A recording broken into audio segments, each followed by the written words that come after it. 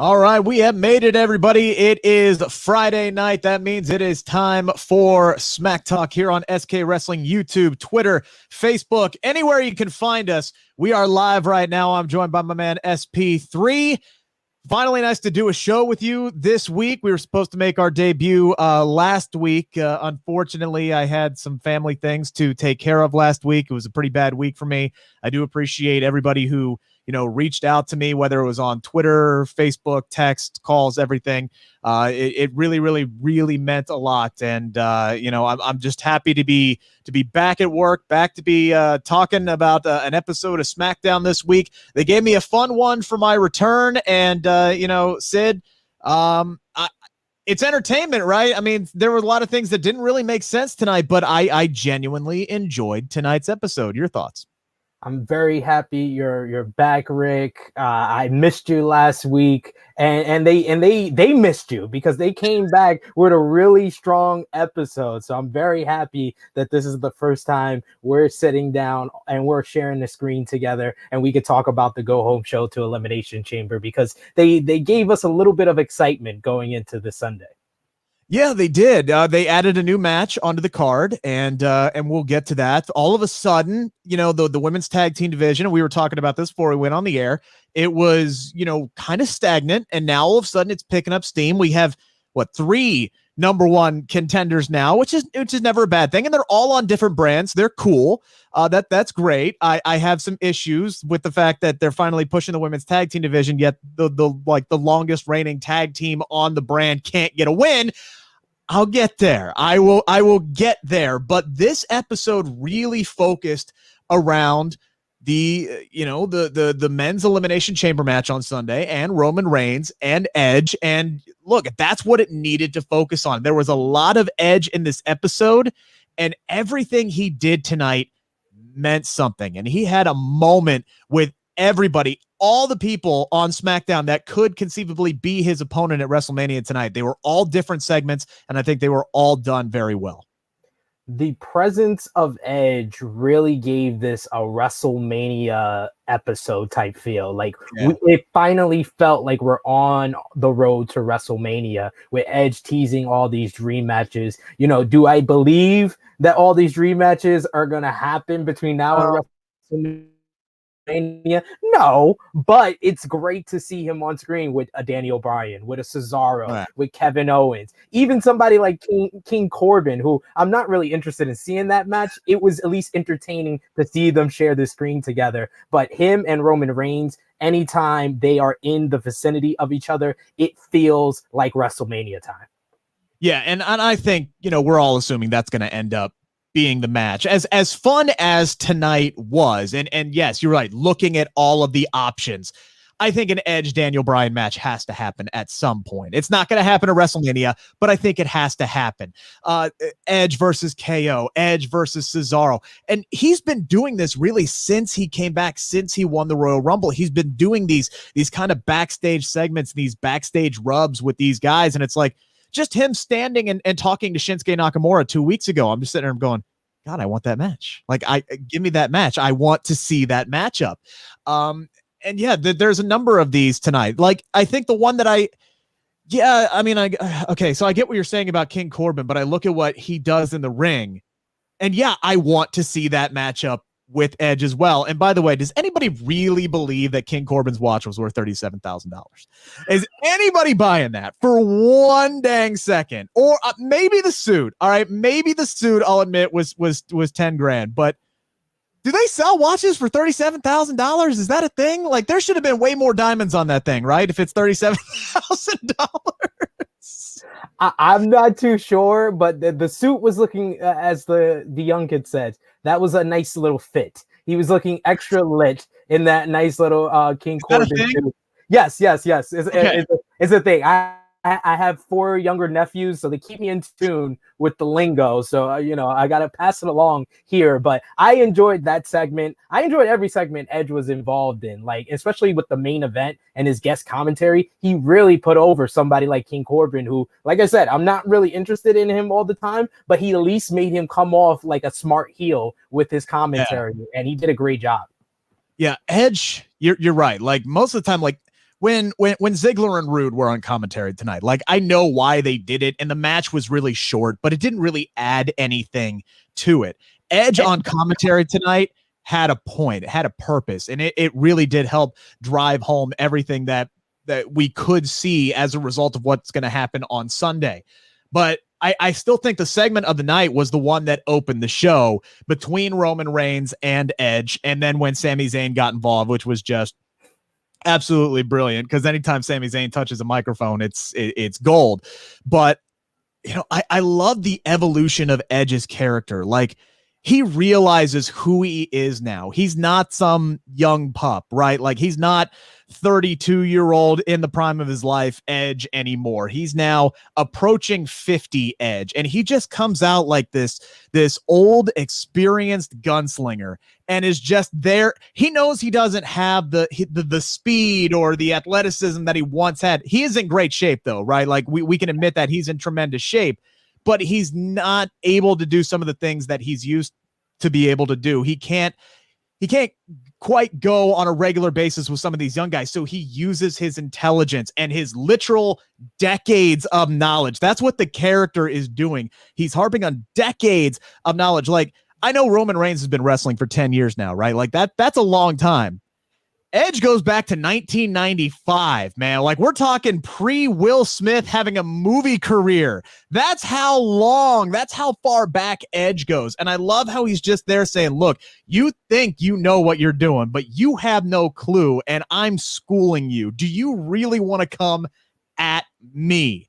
And, Roman has been so good on the mic lately, but man, Edge is just on a different level. And I think Edge got the better of him tonight.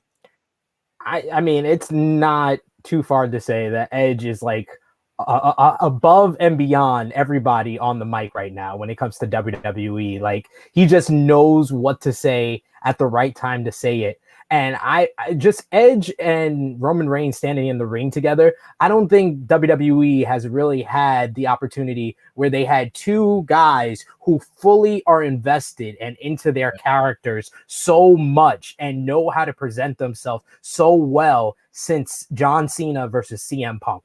I think that this is the closest they have gotten to two characters that are fully in the zone as far as their characters know what to say, know what to do. They're great in the ring.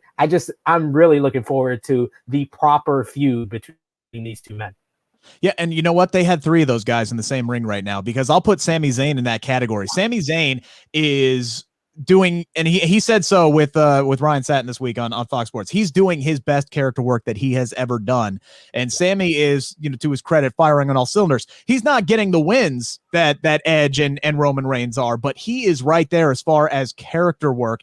And he comes down tonight, and and this was before all of the other segments with Edge, but Sami Zayn was the only other person really to interact with Roman Reigns tonight, which gives me a little bit of hope that maybe he's the one that does end up winning this Elimination Chamber matchup. Like, maybe that's the sign there, because the one thing that I love so much about this segment is Sami is spouting off, whatever he says. That's what Sami does. He just talks trash, and it's great. And Edge tried not to make eye contact, but he looked over a couple of times, right? Roman Reigns was right here. Yep. He never took his eyes off of Edge. He didn't give a damn about Sami Zayn, didn't give a damn about what he was saying. Maybe he didn't even realize he was there. And then Jey Uso, who was Sami's partner tonight, super kicks his damn head off before he can really finish his question, which I'm just like, you knew the heels weren't going to get along tonight in this main event, and they really didn't. Ultimately, Daniel Bryan gets the big win, which is nice to see Daniel Bryan win a matchup. Yeah. Then everything that happened tonight, it was total chaos at the end. You had everybody hitting their finishers, and then Edge hits a spear on Jey. Roman comes out of the nowhere and hits a spear on Edge. Like, none of this is really going to matter as far as Sunday, because Roman Reigns is walking out at the Universal Champion. We know this to be true, but it was total chaos. It was a lot of fun, and I'm looking forward to this train wreck that is going to be this Elimination Chamber matchup on Sunday. This Elimination Chamber is so much better than the Raw side. Like, there's so many ways they can go at it. Like you just said, Sami Zayn was the only one that got to interact with Roman Reigns. So maybe we get Zayn, winning the chamber and moving on to versus Roman. Cesaro is on this huge hot streak, and I just love their emphasis continually. Everybody's mentioning you're on a roll right now. You're hot. He was the highlight and the MVP of that 6-man tag, even though he didn't get the victory. He was the one that was spotlighted and showcased in that match. Then you got Daniel Bryan get the victory here, and we know Daniel Bryan and Roman Reigns is something they've wanted to do for a while now. You got Kevin Owens and Roman Reigns. Their rivalry is already built in. They talked about the Jey Uso option. Like, you have 5 legitimate options to win the Elimination Chamber on Sunday, and I just don't see that on the Raw side. SmackDown tonight once again confirmed why it's almost baffling and staggering that this is the same company that produces television on Monday nights, because Friday is always so much more entertaining, feels so much fun, and the 2 hours just flies by.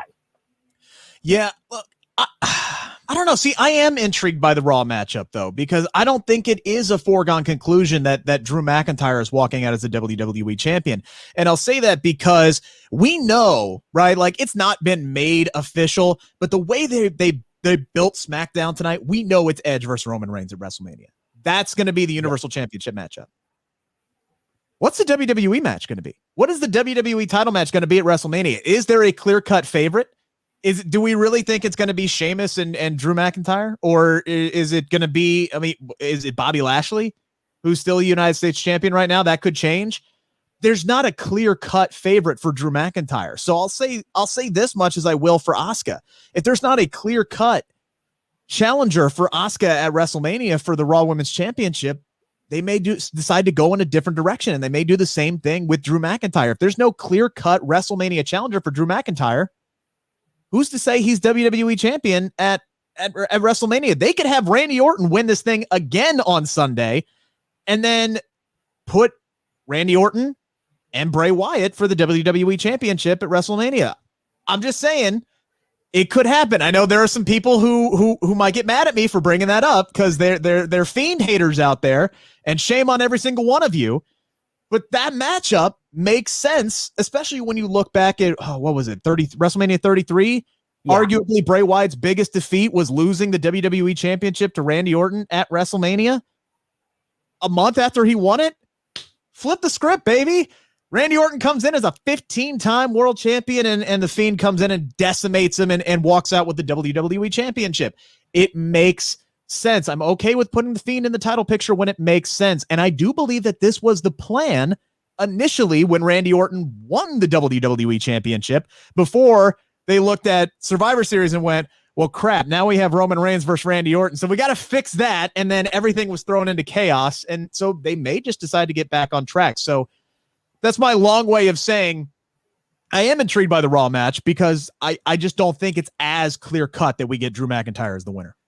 I don't think it's clear-cut Drew McIntyre wins. It's just the most likely option. I think that other than Drew McIntyre, Sheamus winning makes sense due to the story that they built up. But Randy Orton winning, I don't know if it makes too much sense with the way they presented him. And I don't think that the Fiend versus Randy Orton needs it, because the Firefly Funhouse is going to be remembered for number 2s and duffel bags. It's going to be remembered for a fake legacy, a fake evolution, shaking hands.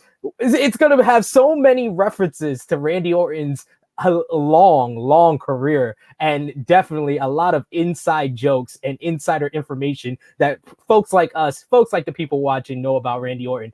That's going to be the message that match presents. I don't think adding the WWE Championship to that really adds anything to it, because it's really about the personal rivalry between The Fiend and Randy Orton. I think that Sheamus winning is a viable option. I do agree there. He's the most likely outside of Drew, because it immediately heats up the matchup between Sheamus and Drew McIntyre. But even that doesn't feel like a WrestleMania matchup after the last 2 weeks. They've told us that's not a WrestleMania matchup. Right. Right. See, the way I see it is like Sheamus is the one who eliminates Drew McIntyre, right, from the matchup. And then it would come down to Sheamus and Randy Orton. And then I could see Sheamus just kind of celebrating the fact that he took out Drew McIntyre And then there's the Viper. He hits an RKO and he walks out with the championship. So I could see that happening. And then, yeah, you could still carry Sheamus and Drew McIntyre through to WrestleMania. So they could do that matchup at WrestleMania. But if they don't think it's a big enough matchup for the WWE Championship, I wouldn't put it past WWE to take the title off of McIntyre. That's all I'm saying, which is where the intrigue comes. And honestly, I'm trying to think of the other people who were in that matchup, and I am just drawing a blank right now. I know it's Sheamus, it's McIntyre, it's Orton, and I can't remember the other three for the life of me right now. AJ Styles, Kofi Kingston, and Jeff Hardy. Okay, Jeff Hardy is like bottom of the barrel. That's not happening. It's not. No, I'm sorry. If that happens, I will eat something off of my shelf back there. Okay, like that's not happening. I don't even know why he's in the matchup, and it's a shame. The man hasn't beaten anybody outside of Elias or Jackson Riker since September, I think, since he was the Intercontinental Champion. So he's basically put in this matchup because he was WWE Champion in 2008. AJ Styles is an option, though. AJ Styles is a sneaky pick. I think that would be great. Maybe that sets up something with Drew McIntyre again, and we get McIntyre and AJ Styles in a regular one-on-one. I thought their TLC match was really good until The Miz ruined it. And then, as somebody else brought up here, hang on, let me pull in the comments, guys. John Perry said earlier, Sheamus wins on Sunday, and then The Miz cashes in. I mean, there's also that option that is out there. I don't think The Miz is walking into WrestleMania as the WWE champion, but my God, just if we're going to go for unpredictability and chaos, you might as well have The Miz cash in. But we've gotten way off the rails where we end up talking way too much about Raw, but it's also kind of an Elimination Chamber preview, right? Yes. I think the Raw match and how we got on this is a little bit more unpredictable than the SmackDown match, because I think there's the way that they have set everything up. It's Cesaro or bust. Like they have really come out and booked Cesaro strong over the last several weeks now, since the reports came out that he signed his new contract. I mean, you got to give the guy, you got to give him his one-on-one opportunity. And I think what we saw tonight out of Seth Rollins makes that matchup right there very interesting, because let's say Cesaro wins the Elimination Chamber, gets his matchup against Roman Reigns. Now, all of a sudden, you have a really combustible element here where you have Seth Rollins, who wants to get back at Cesaro for what he did last week, even more so than the attack behind the back, thinks Cesaro, his friend, betrayed him, and then he also has history with Roman Reigns. So that makes for a really combustible situation that could be the main event at Elimination Chamber on Sunday. Yeah, I mean, you can find yourself in a situation where you kind of set up Cesaro for the rest of the road to WrestleMania off of this Sunday, because you know if he wins the Elimination Chamber, it's going to be due to a great performance when he's in the ring with guys like Sami Zayn, Daniel Bryan, Kevin Owens. It's going to be great. And then, you know, Roman Reigns has had a very great skill, something that WWE, I thought was a lost art in WWE, but he knows how to make his opponents look great in defeat. Whether it's been Jey Uso, Kevin Owens, they both came out of matches with Roman Reigns with losses, but looked better than they did going in. And I think Cesaro could do the same thing on Sunday, you know, coming off of the Elimination Chamber against Roman Reigns. And if he has a great effort in a 7-minute sprint, I can see them then saying, you know, fast lane, we're going to do Cesaro versus Roman again. And then there, I say you have Seth Rollins cost Cesaro the championship to really set up the matchup for WrestleMania, Seth Rollins versus Cesaro, because I always felt that, you know, Seth Rollins is a great heel, but he needs to prop someone else to make them, you know, to his level. And I think that they've chosen the great person in Cesaro. You know, he's not the youngest guy, but he's someone that they haven't capitalized on for so long. This guy has won multiple most underrated awards for different outlets for the past decade. I think this feels the hottest he has even felt in. You know, 6 years ago, he won the first ever Andre the Giant Memorial Battle Royal. And going up to WrestleMania, he built up momentum along the way. This feels hotter than that whole run felt. He feels like a genuine main eventer, a guy that's on the cusp and one victory away from really, you know, staying there and establishing himself as a top guy. Yeah, and I think even maybe he said it himself on Twitter. It kind of feels like the starting of a Kofi Kingston type run. Somebody who was, and Kofi Kingston has had a ton of success in his career, and at least he had, over the last 6-7 years before his WWE title run, all the success and accolades that he had with the New Day. Cesaro really hasn't had that. When was he was Intercontinental, no, not a United States champion, like 7 years ago. So it has been a while. Like, I think, man, was he teaming with Jack Swagger back in the day? Like when he was still Jack Swagger, that was like the last time he had singles gold in WWE. I know he's had a few tag team title runs, and the stuff that he did with the Bar was really, really good. But yeah, for the most part, he has been that generic answer to the question that doesn't matter what superstar gets asked the question. It's like, well, who's somebody who's underutilized, or who's somebody who should be pushed? Seems like everybody says Cesaro, because he is like one of the best wrestlers, if not the best wrestler on the planet. So yeah, I mean, it's way over his time. I think if the crowds were there, they would really be behind, frankly, both him and Shinsuke Nakamura, to be completely honest with you. And yeah, there could be that momentum building there. Do I think he's going to end up winning the Universal WWE Championship at WrestleMania or anytime this year? No, but just doing something of substance with him as a singles competitor, I'm cool starting there. And a matchup with Seth Rollins at WrestleMania after back-to-back matches, I do like your idea, by the way. I love the idea of Cesaro giving Reigns a run for his money, but frankly, he just went through Elimination Chamber, so he spent, right? Like, he couldn't get there. But then if you have fast lanes where it looks like he's got Reigns on the ropes and he's actually about to pull this off, he's about to win it, and then Seth Rollins comes out and costs him that matchup, yeah. Money. That's money. Make sure to get your comments in, guys. Paul had a good one here. First off, thank you, Paul, for welcoming me back. But he brings up the idea here: Drew McIntyre versus John Cena. If John Cena could be at WrestleMania, now Cena said that he's not going to be at WrestleMania. I don't buy that for a second. But there are those options, those guys, and the guys I'm talking about that aren't in the company presently that could show up a month out. They could always talk Brock Lesnar into coming back. Money talks. I think Brock and Drew at WrestleMania, again, running it back inside the Thunderdome makes sense. God forbid they could do Goldberg again. I don't think they need to, and I hate bringing that up, but you know what I mean. They have the guys that they like to trot out there. So there are options out there for Drew McIntyre, but they're running out of time. What, we're under 60 days now? Under 60 days to WrestleMania, and there's a lot of the card that is still up for grabs. So I think we have to move on. We spent like a half hour talking about the Elimination Chamber matches, and we haven't even gotten to the first match of the night, Sid. Shinsuke Nakamura versus Apollo Crews. Now, my man Big E is living his best life at the beginning of this matchup. Dude's sitting on a couch, eating a hungry man dinner with his feet just soaking, just chilling with his Intercontinental Championship by his side. Now that's how you do commentary. Like, if I'm ever on commentary, I just want to do that all the time. I don't want to sit in the chair. Just give me a sofa and some food, and like bring catering out to me. Okay. That's how I want to do commentary. But this was a fun match. Shinsuke ends up getting the win with this sick armbar roll up, but it was after the match that the substance really happened. And Apollo Crews just snaps. He's tired of losing. He thinks he's better than the results that have been showing up for him recently. He attacks Shinsuke after the match.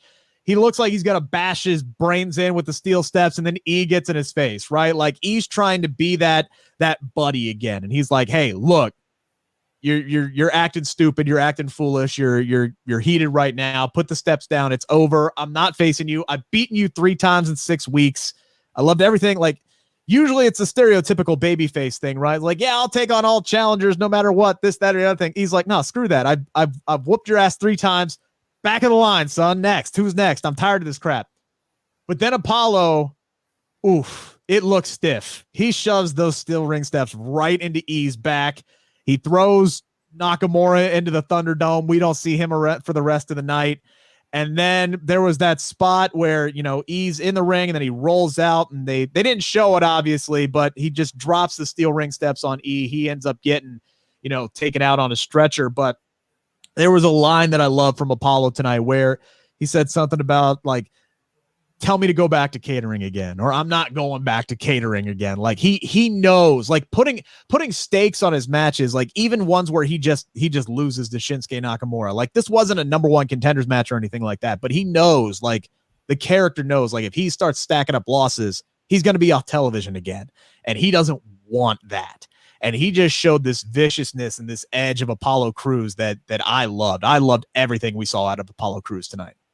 Yeah, you said that the opening promo was the best segment of the night. I would argue that this felt important. It felt significant. I say outside of the whole tribal chief, Roman Reigns, whatever he's doing, whatever story he's involved, this is the story in WWE that I'm most invested in.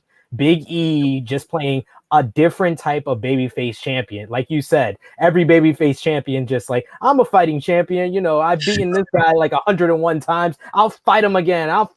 Like I lost count of how many times the Street Profits gave the Dirty Dogs title opportunities, which makes me frustrated that they haven't got a rematch for that because of how many times they gave him title shots. But yeah. Big E saying, no, I beat him. I think it was Michael Cole asking, yo, if Apollo wins this match, will you give him another shot? He's like, no, I beat him 3 times in 6 weeks. No, I'm over this. Someone new needs to step up. I need to verse someone new. Big E was great on guest commentary. If it wasn't for Edge, he would be the highlight of guest commentary on this night. But like you said, just getting in his face, he showed so much passion. And that's what a lot of people, keep repeating about Big E, that yes, he's very charismatic. He can make you laugh with his dancing and his shenanigans. But when he puts all of that aside and just shows passion and gets emotional, that is the Big E everybody wants to see make it to the main event scene. And just showing that here just got me more intrigued by this whole angle. And then Apollo Crews,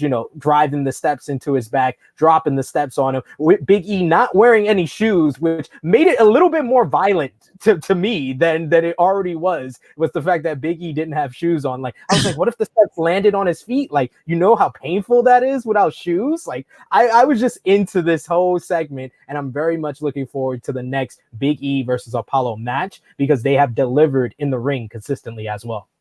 Yeah, and that's so, and that's got to be Apollo's driving force, right? Is he's trying to weasel his way into another opportunity at the Intercontinental Championship, and it's like, just like you brought up with the Dirty Dogs or whatever the heck they call themselves. It's like the more opportunities they earn, and we saw it with Randy Orton too. Like the more opportunities they earn at or weasel their way into, eventually they win the damn thing.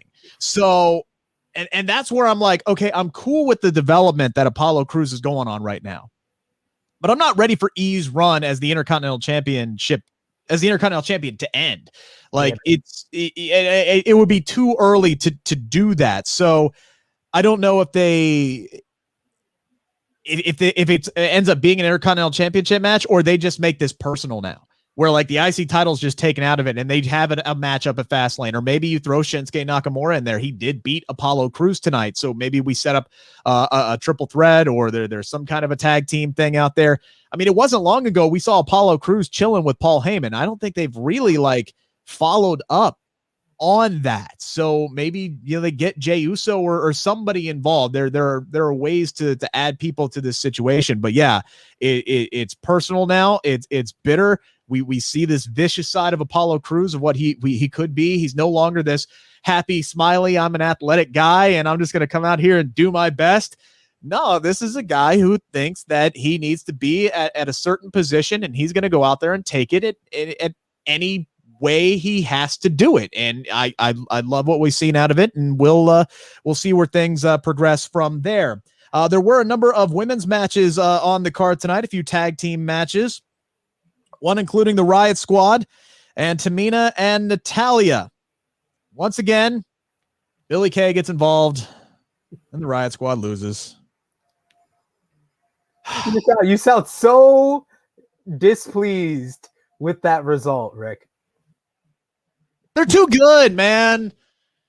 Liv Morgan and Ruby Riott are too good, and they are constantly losing. And it just, I'm over this Billie Kay stuff. Like, I love Billie Kay and I love her comedic stuff, but it's like, does she all, like, when she came down with the Natalya and the Tamina stuff on, and I was like, oh, okay, so you can get things right and you can help them win, but you can't help the Riot Squad win. Like, and then she gets her head taken off for helping them win anyway. So it's like all of this just seems it was cute at the beginning, and now I think it's treading water a little too long. And like I said, they earlier on, they're doing some great things with the women's tag team division all of a sudden. But the team that I honestly think they should be building the division around, they're doing nothing with, and it just irritates me. I mean, I don't know how many different ways or how many different times I can come on the airwaves, or I can write articles, or I can interview the woman before, WWE realizes what a talent and what a star they have in Liv Morgan specifically, before they just finally go, okay, yeah, we got something here. Let's do something with her. It's like, honestly, it reminds me of Becky Lynch all over again, where they basically had her in catering for most of 2018. And then all of a sudden she knocks Charlotte Flair's head off, and everybody's like, oh, damn, where'd this crowd reaction come from? Like, you didn't know it was there all along. I'm not saying Liv Morgan is Becky Lynch. I'm not saying that. I'm just saying, like Paul says right here, the Riot Squad deserves better than what they've been getting so far. Like, they are the only legitimate tag team on SmackDown. Like, this Tamina and Nia thing, I got nothing against Tamina and I got nothing against Natalya, but those two thrown together over the last few weeks, like, Natalya's on her fourth different tag partner in a year. The Riot Squad's been together since what, 2016? Can they get a damn shot at least? Can they get a run? Something of any significance? It bothers me. It shouldn't bother me this much, but it does. I love how passionate you are about this. It soothes my soul to find someone that is this passionate. Like, Liv Morgan is so talented. She's just so talented, and her documentary that they had on the WWE Network is arguably one of the best pieces of work that they put out there on the WWE Network, and that's the most frustrating. And the most frustrating. Yes, but it felt real. Like that, yes, it was frustrating to watch for her, especially if you like her and like her ability in the ring. It was frustrating to watch, but it was so real, and it had a sense of realism that you don't really see in all WWE documentaries. Like, I just saw Charlotte on the day of TLC. That felt night and day in comparison to Liv Morgan's documentary. Like, Liv Morgan's documentary was filled with passion. It was filled with someone who kept getting brushed aside, and you felt for her, and that created a different type of connection for us as fans with her. So of course you're going to feel passionate about wanting to see her succeed, but out of everything, you just want her to have a story. You just want her to have something going on that isn't the same nonsense over and over and over again. I'm a huge Billie Kay fan. I would argue that Billie Kay, right there alongside Rhea Ripley and Bianca Belair, was the MVP of the Women's Royal Rumble 2021. Like, she's so hilarious. She is this generation's Santino Marella meets Heath Slater. Like, she's just comedic timing personified, and I love her for that. But the Riot Squad had something good going on just over, like, a little over a year ago when they first got put back together. It felt like they were on the road to getting those WWE Women's Tag Team Championships. You gave them a whole redemption arc, putting them back together. They fought. Now they're back together. They're teaming. They're picking up wins. And then they never even got a title shot, it felt like, or their title shot, like, just came on a random television match and it was easily forgettable. Like, they deserve the opportunity to get the spotlight on pay-per-view for a women's tag team title match. And I think they can deliver, because they consistently, even if you're giving them 3 minutes, 4 minutes, they consistently have pretty good matches. Like, Liv Morgan versus Natalya a couple of weeks ago was one of the strongest, like, women's matches in like 3 minutes, because they didn't get too much time, but everything they hit was good. It looked well. It was well done. Billie Kay coming in with the distraction, even that was executed well. Like, this week, it just felt very disjointed. It felt forced, and it felt like they ran out of ideas of how to put Billie Kay and have it look like logical for her to cost the Riot Squad the victory. Yeah, it just seems like there was no growth this week. Like, with this, it just seemed like basically a retread. And you want to talk about good matches. Both Ruby Riott and Liv Morgan had fantastic matches with Bayley. on back-to-back weeks. Like, that was one of the things that I got to watch last week was Liv Morgan versus Bayley. That matchup was great. They can have great matches. They're both incredibly talented, but for whatever reason, like it just seems like WWE either never has anything of substance for them. And yes, they did get like one women's tag team title opportunity. It was supposed to be at a pay-per-view. I know, because I interviewed Liv Morgan before that pay-per-view, and then the match got pulled due to COVID concerns. Like, I think Shayna Baszler like came in contact with somebody who had COVID, so they had to pull the match. And then, they had it like 2 weeks later on a random Raw, and the Riot Squad lost. And like, that was it. Like that was it. Like, that was their opportunity. It was like, boom, done, gone. That was it. But you can't have everything in life, right? Like, it just 2 months ago, I was complaining that they really weren't doing anything with the women's tag team division. And now all of a sudden, Sid, we have 3 different competitors for the women's tag team titles, all on different brands. And that's a very, very good thing. And, we got our third tonight.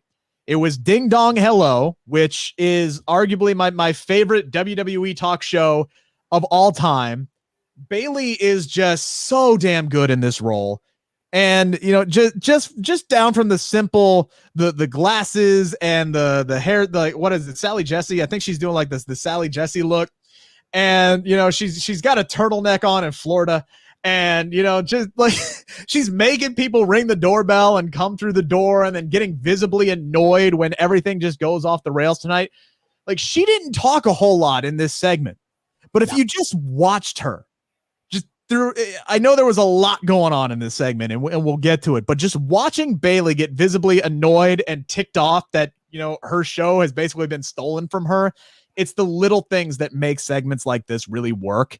And Bayley is just a master at it. Like, this suits her. And I hope we see many, many more Ding Dong Hellos to come.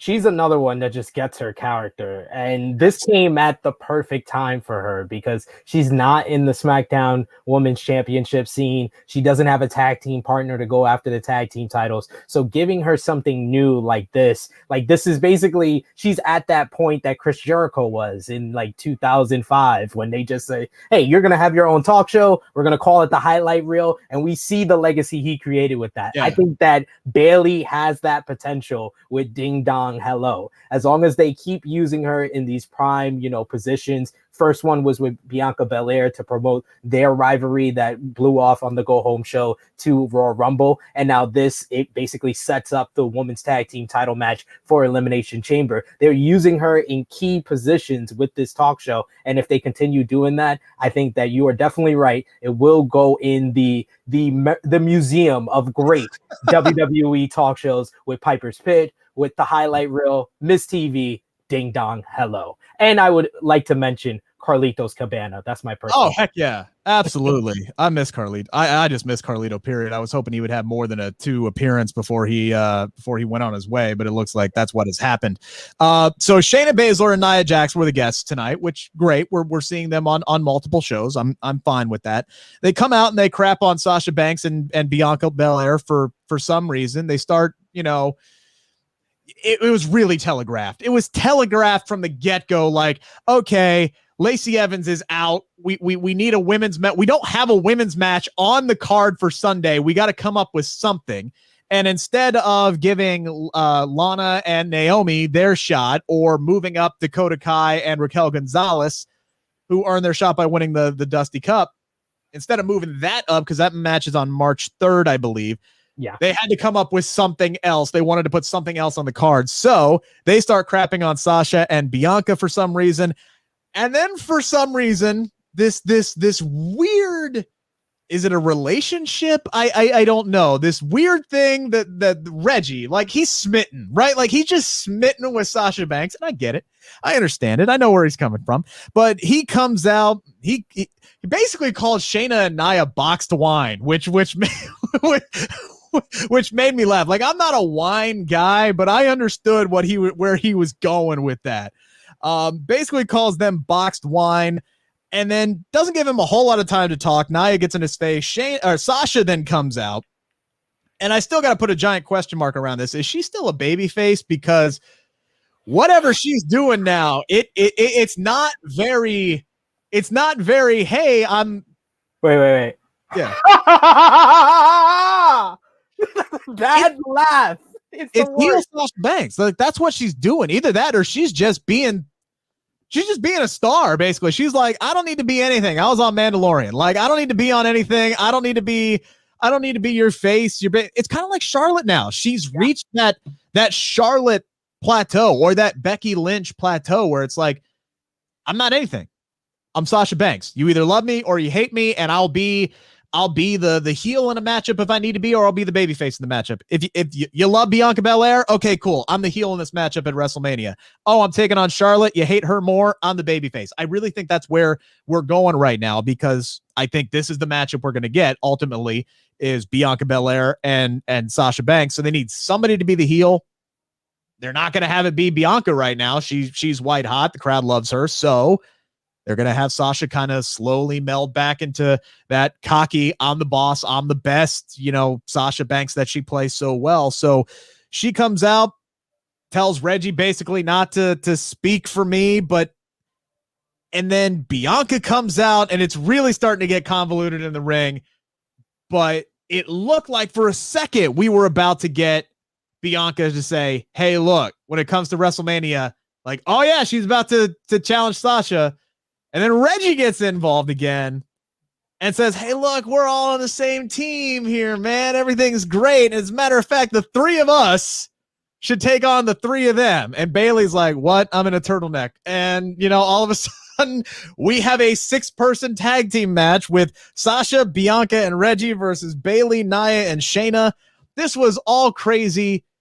But I got to tell you, I said it at the top of the show. It's entertainment, right? Yes. The Nia and Reggie stuff was funny. It was. I know there's the Nia haters out there, but what she did with Reggie in the ring tonight was just hilarious to me. I genuinely enjoyed watching this matchup. Bayley, once again, the MVP, wrestling in a turtleneck and no shoes, and it didn't even matter. She was great. I did a terrible job explaining this because my notes are everywhere, because this whole segment was everywhere, but it doesn't matter, Sid, because I enjoyed it. I enjoyed all of it. So you did miss last week. So they did set this up a little bit last week with Bianca. Convoluted setup, I will say, with Bianca and Sasha, interacting, and then Nia and Shayna interrupted them, and that was our first tease that we were going to get this match. Okay. I preferred this segment, so you got the better of the two segments that set up the title match for Sunday. But I agree with you. This was just enjoyable. But I do have to say one thing. My favorite characters in WWE right now, number one is, of course, GameStop investor, the new $1 million man, Cameron Grimes. Number two is our tribal chief, Roman Reigns. Number three is Xia Li's master, who's like 1,000 years old, from like an ancient Japanese town. I just love stuff like that. And number four is Reginald the sommelier. Reginald is just, he everything he does is entertaining. He just, the way he smiles, the way he interacts with Sasha, the way he interacts with Bianca, his interaction with Carmella tonight, everything he did, it just put a smile on my face. And his win over Nia Jax immediately had me like, put all the titles on Reggie. Reggie needs to be the Raw, SmackDown, and WWE Women's Tag Team Champions. He needs to win all the gold. He is the new belt collector. He needs to be like Ultimo Dragon, but all with women's championship gold. I'm not going to go that far with the Reggie love. Like, the guy's talented. I'll give you that. The guy can do things in a suit that I wish I could do in spandex. Not that I would ever wear spandex, but I'm just saying, like, the guy wears some really constricting clothes and can do some amazing stuff. And I'll say that I wouldn't say I love his interactions with Sasha Banks. I find them a little uncomfortable at times. But yeah, no, like, he's good. I don't know how I feel about Reggie getting the pinfall victory to give Sasha and Bianca the tag team title opportunity. But really, when you think about it, it was Sasha and Bianca that did the damage. Reggie just fell into the pinfall.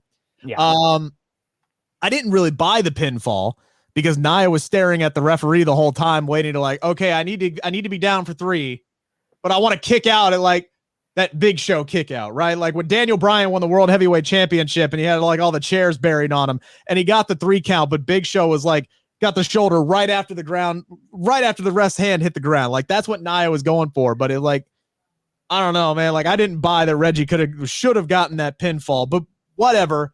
It sets up a women's tag team title match for this Sunday. And now the interesting thing happens because you do have 2 other women's competitors. It makes a lot of sense for Lana to get the opportunity against Nia Jax and close off that storyline. Yeah. And then you had Shayna and Nia show up on NXT, and Shayna and Dakota Kai have a lot of history, and it makes sense for that matchup to happen. But how do you have who eats the loss in this one if Bianca and Sasha Banks are in the like those? That's your matchup at WrestleMania. So how do you protect this matchup? How do you book this matchup on Sunday? It's very, very interesting. Like Bianca Belair, I will just say, needs to not take a pinfall loss. Yep. She does not need to be involved in this loss. I think that Nia and Shayna does win on Sunday, but it's going to be, they're going to have to figure out a way where they protect Sasha Banks. So I could see, you know, a miscommunication between Sasha and Bianca costing them the win, and that's how Shayna and Nia get the victory. But in my eyes, I think the next women's tag team champions needs to be Dakota Kai and Raquel Gonzalez, because that was the, even though I said this segment on SmackDown was enjoyable, the best segment that Nia and Shayna had all week was with Raquel and Dakota, like playing off the past of Dakota and Shayna, playing off the fact that Shayna lost to Rhea before she left, and Raquel's the reason why Rhea's gone now. Like all of that interplay, it just makes sense. And plus, this is a big play to counter program. They need a big time title change on that March 3rd show if they're going up against, you know, Shaq and Cody. So I see Dakota Kai and Raquel Gonzalez becoming the women's tag team champions. But then that becomes a very interesting, scenario after that is, are we going to see Dakota and Raquel get called up? Do they move to the main roster? Do they just travel between all 3 brands? I think this is the most interesting the women's tag team titles has been since Sasha and Bayley's second reign with the titles. Oh, you mean since WWE needlessly split up all their women's tag teams? Yes, that too. Yeah. Between that, like it's like I get Kyrie left and the Kabuki Warriors had to go to the wayside, but then they just like, oh well, yeah, Iconics, whatever, see you, bye. Oh, Sasha Bayley, we need you guys to face each other. So yeah, you're gone. And now let's see. We have this makeshift team and the Riot Squad. And we're still waiting for them to do something with the damn Riot Squad. But there are a lot of tag teams in NXT, which makes me, excited. I mean, we saw that showcase in the Dusty Cup. So it makes me excited for the fact that, yes, if they finally put those tag team titles on an NXT team, what that would mean for those championships on NXT, but also that means, yes, they don't have to call up Dakota and Raquel. They have the golden tickets now. If they win those titles, they could go to SmackDown and start a program with the Riot Squad, right? They could do that. They could go over to Raw and compete against whomever is on Raw right now. Do they have any tag teams? Well, Lacey's not there with that weird thing with Peyton Royce anymore. Okay, the Raw women's division's a mess right now. Like, I think we can all agree on that. It is a mess.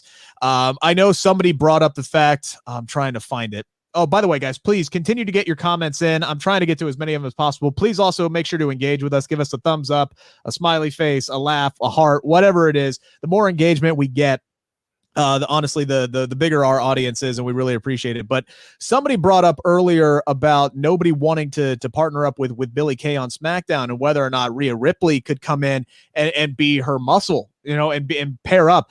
It's a weird pairing, I think.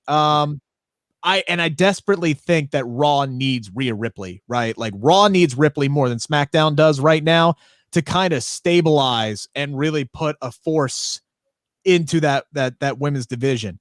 Whether it's in a team with somebody or whether she just shows up and just takes everything over and we end up with her and Charlotte at WrestleMania if that's the way that we want to go. I guess the reports were that it was going to be Charlotte and Lacey. I'm kind of really glad that that's not happening because those two have zero chemistry in the ring whatsoever. Like it's rare that you find somebody that Charlotte can't work with, but I mean, it's like oil and water, those two. There's just no mesh there. So I don't even know why that was going to be a WrestleMania match. If that report, I don't know who had it, was true.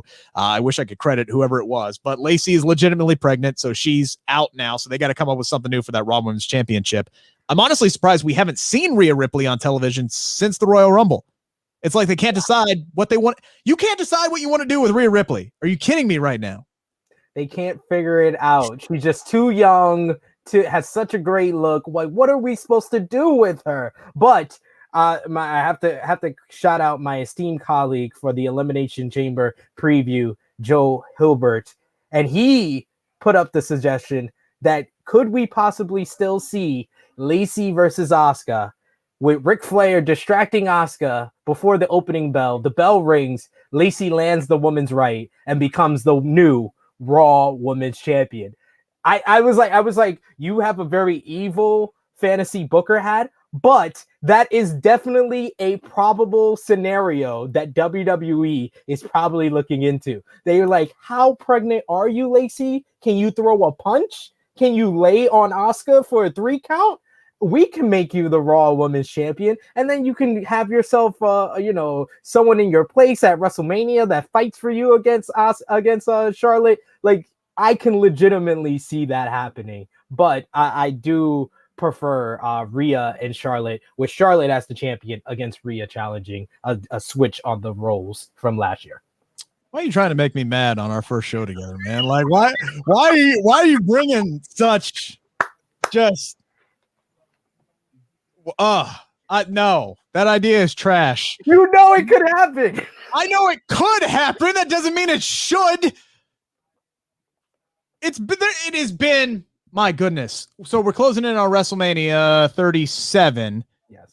Man, it's been since 2018, I think. Like, I think it was, maybe 2019. It's been since 2019 since somebody other than the 6 women who have been dominating the main event scene on Raw and SmackDown have won the SmackDown Women's Championship. It's been a lot of the 4 horsewomen. It's been Asuka and it's been Ronda Rousey.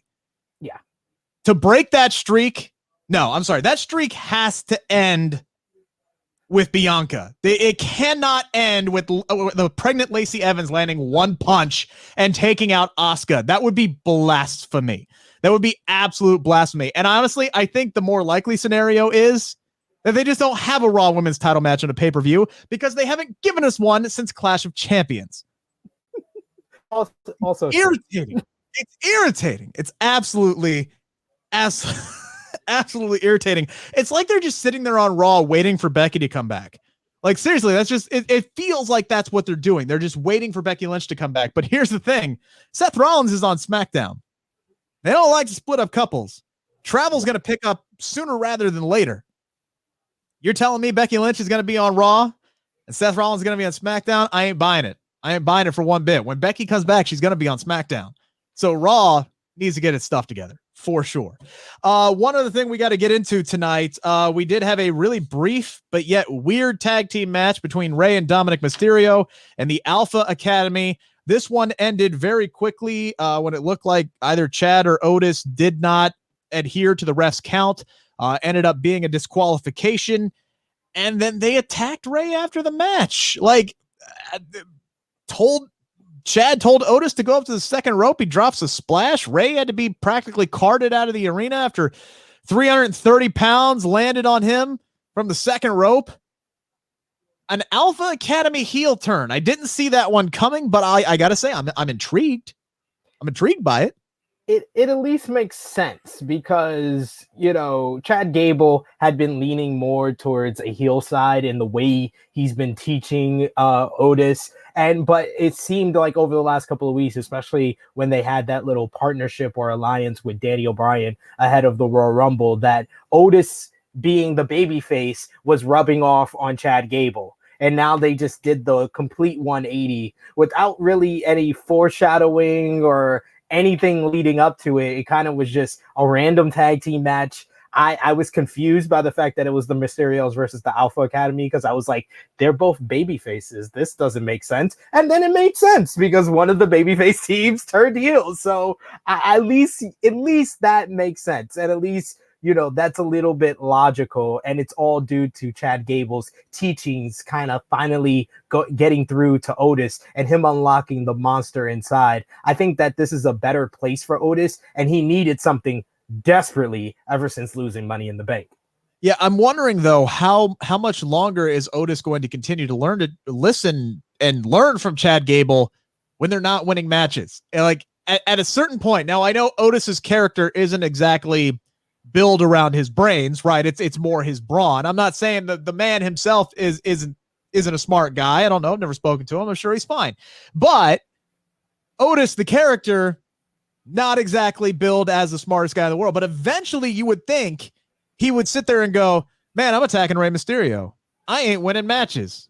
Why am I listening to this guy? And then he would eat him because he is 3 times his size. Like, eventually that has to be the end game here. Like, if the Alpha Academy turns heel and they start winning matches, and then they start building towards something, and then maybe they win the tag team titles once the Street Profits take them back off of the Dirty Dogs. See, at least they're developing more tag teams. See, you say it doesn't make sense when Rey and Dominic came out to face the Alpha Academy. I say it makes perfect sense because they're the only 2 tag teams left on the entire division on SmackDown.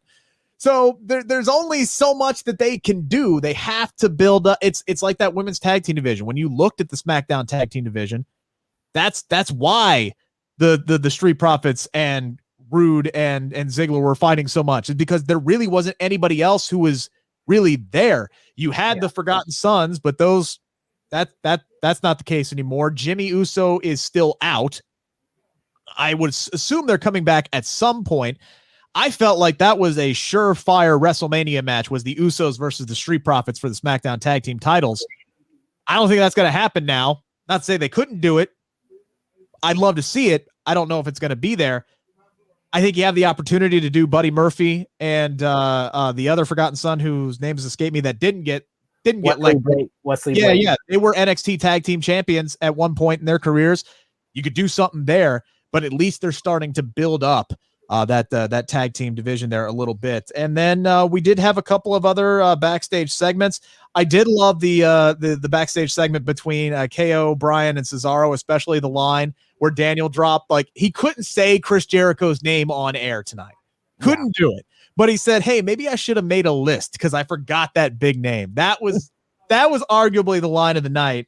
And then the other backstage segment we haven't talked yet was a very pissed off Carmella, which I'm glad they did this segment, because when Reginald came out and got involved in all that and Carmella didn't early on in the night, I'm sitting there going, did they forget that Reggie's supposed to be with Carmella? Like, what does this mean for Carmella?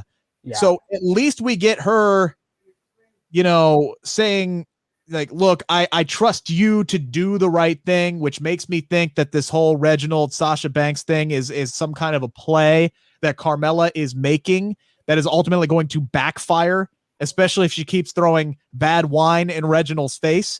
But it was a really interesting development. I'm glad they put that on television, because for a brief second, I thought they forgot about Carmella tonight. But now there's this other storyline working its way in the back while Bianca and Sasha gets built up. It's interesting. Yeah, I think they're going to use Reginald to kind of probably confirm the heel turn for Sasha Banks. I think that this started off as a plan for Carmella to kind of have Reginald infiltrate the whole situation between Banks and Belair, but he has become smitten with the boss, and now he's going to be the sommelier for Sasha, and that's how she officially makes her heel turn on Bianca. Like, Reginald's like holding on to her foot so Banks can beat her down, and that's how she officially turns heel. I think that there's a reason why Reginald has been so closely involved with these two ladies. And then maybe that opens up Carmella to team with Bayley, and we can get that Bay-Mella tag team and start throwing them at some championships. See, I know what I'm doing. I know how to book. But that is everything for the show tonight. Again, Elimination Chamber is on Sunday. Not a lot of matches on the card, shall we say. But look, it's still 2 Elimination Chamber matches. We're going to get Roman Reigns versus somebody. This women's tag team title match, I think, is going to be really good. I think the United States title match, assuming Keith Lee is involved in it, has a chance to be really good.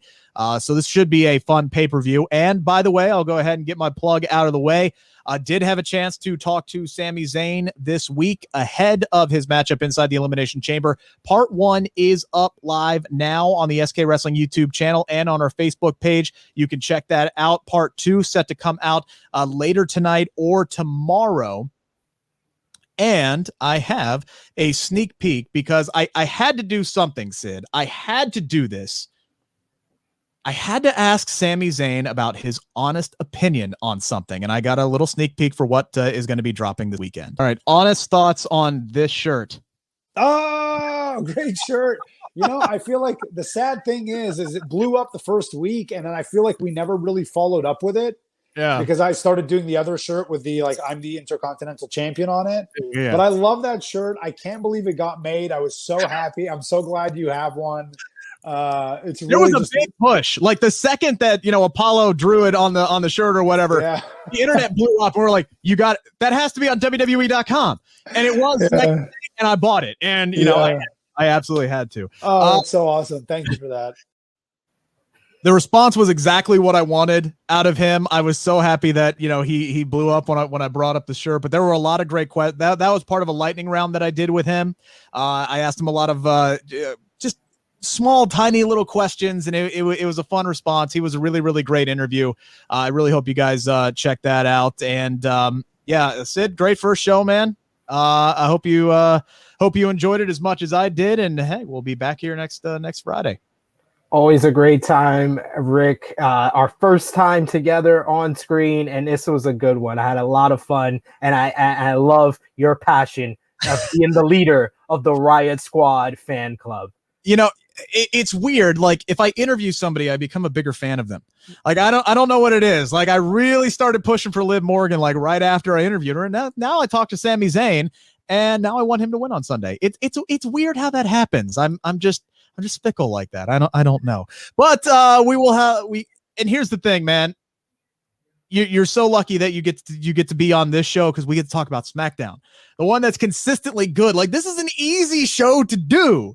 It's the rarity that they have those bad ones where I got to sit here and be like, and what the hell are we talking about for an hour? But this one flew by. I appreciate everybody who stuck with us throughout the hour and 2 minutes, everybody who chimed in. I didn't get to nearly as many comments as I wanted to, but hey, I'm out of practice. I missed a week. I will try to do better. Everybody enjoy Elimination Chamber, and we'll see you guys back here next Friday night at 10 o'clock Eastern Standard Time. Thank you very much. Enjoy.